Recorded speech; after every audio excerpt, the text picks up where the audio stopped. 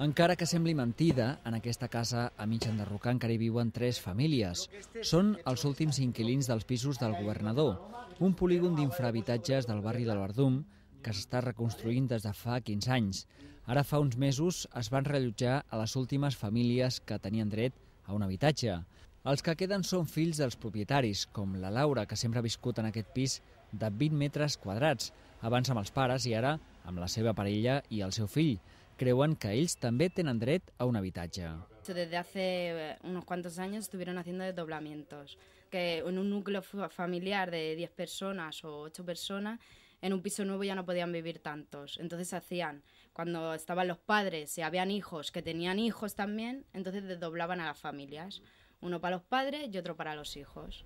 L'empresa pública Reursa, que gestiona la remodelació dels habitatges del governador, manté que a aquestes 3 famílies no els correspon un habitatge.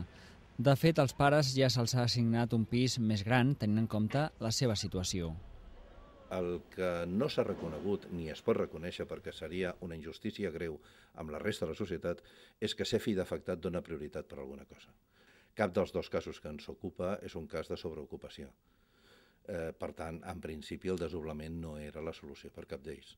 Els pares o les mares respectives d'aquestes 2 famílies de joves independitzats han obtingut un habitatge de 4 dormitoris on en el moment del lliurament podien conviure els fills casats. Mentrestant, les 3 famílies viuen en condicions infrahumanes, amb la companyia de rates i escarbats. Tot i això, no marxaran fins que no els facin fora.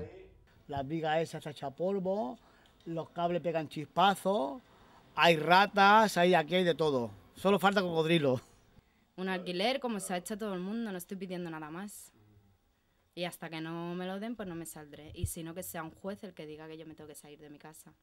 Reursa ja ha iniciat el tràmit judicial del desnonament, així que en un màxim de 6 mesos es veuran obligats a marxar de les últimes casetes de paper.